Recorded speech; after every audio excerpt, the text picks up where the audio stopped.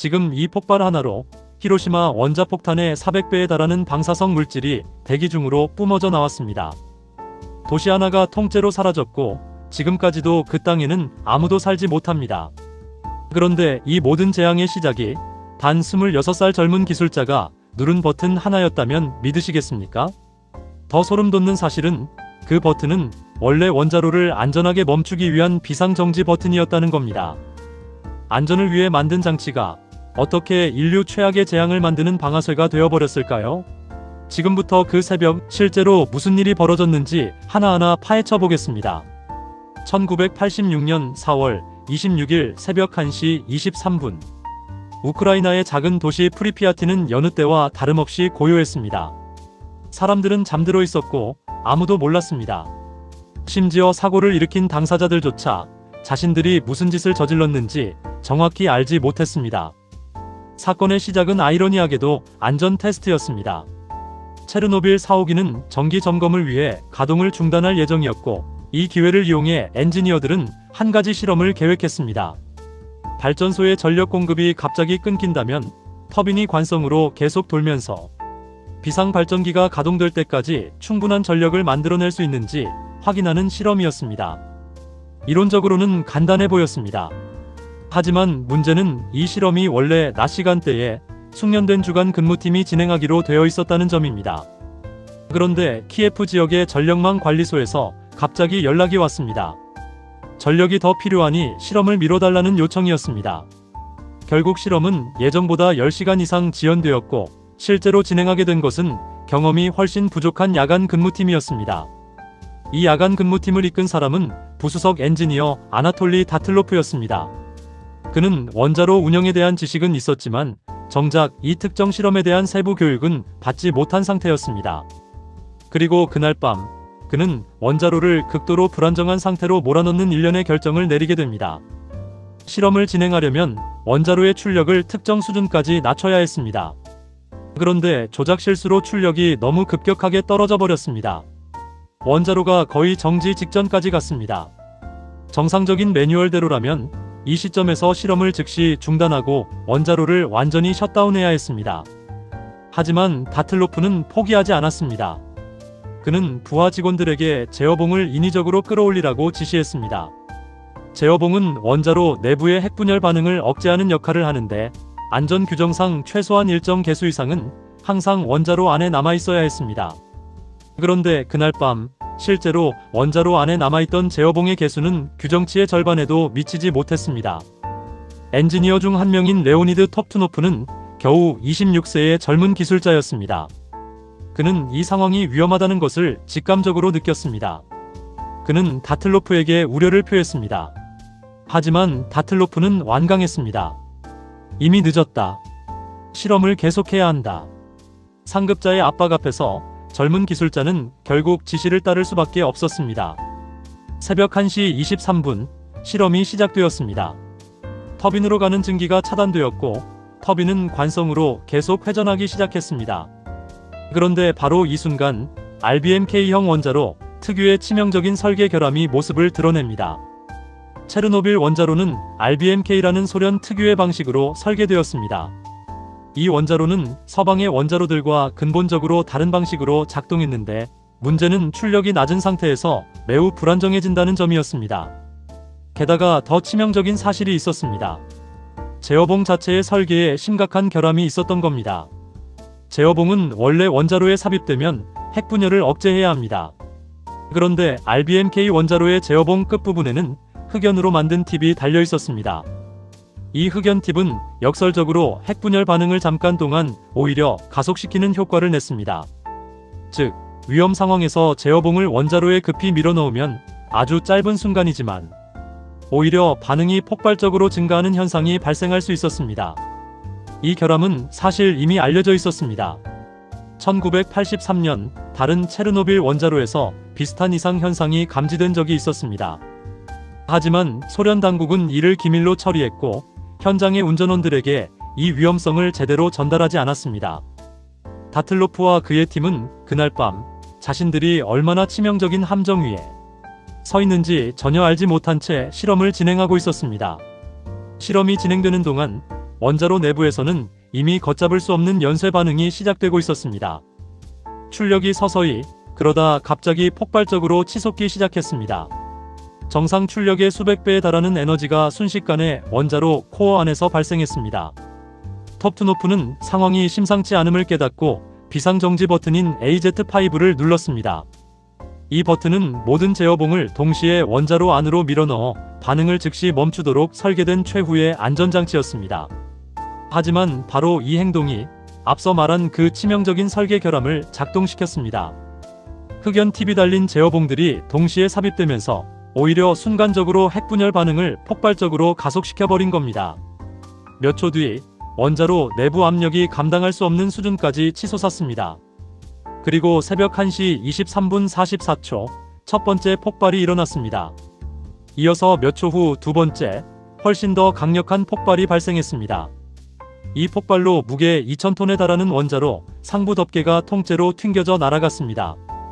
원자로 코어가 그대로 하늘을 향해 노출되었습니다. 건물 지붕이 날아가고 화재가 발생했습니다.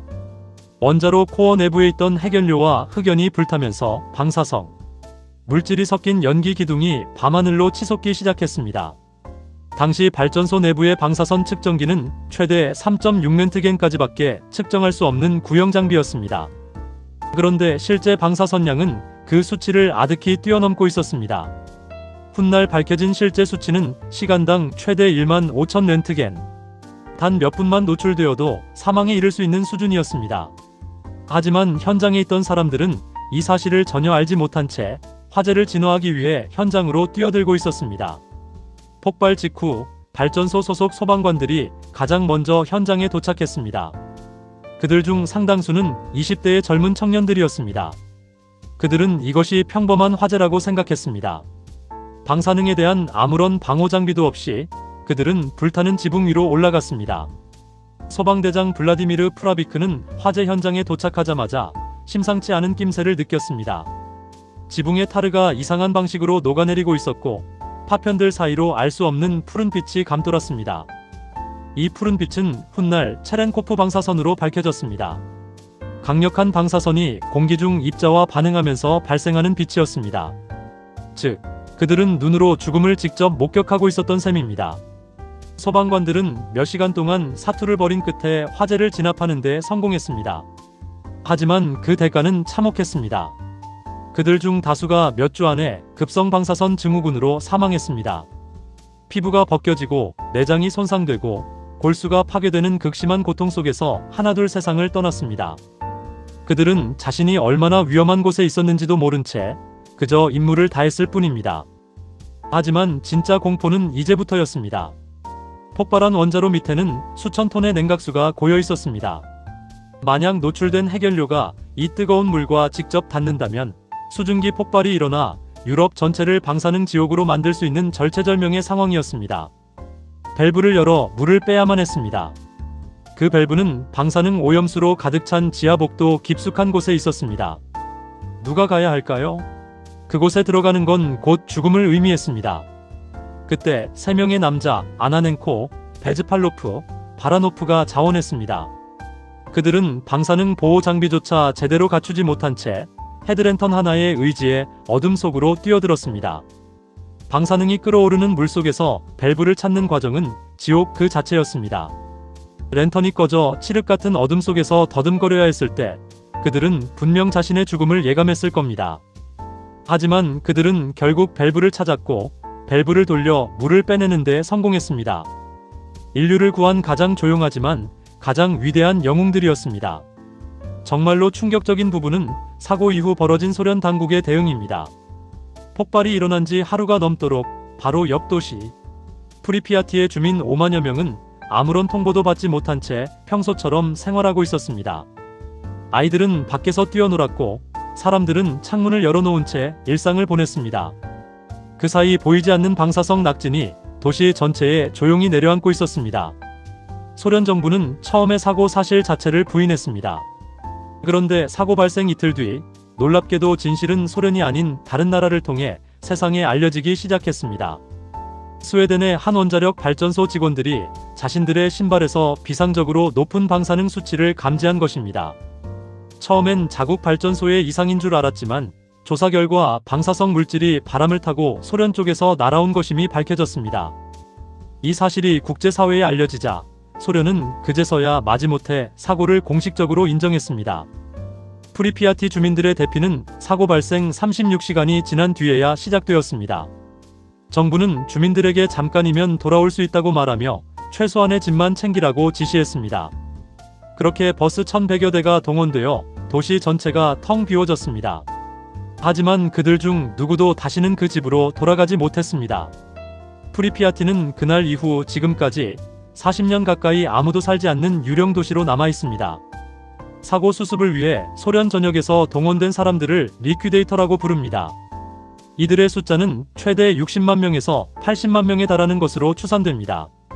가장 극적인 순간 중 하나는 원자로 지붕 위의 방사성 잔해를 제거하는 작업이었습니다.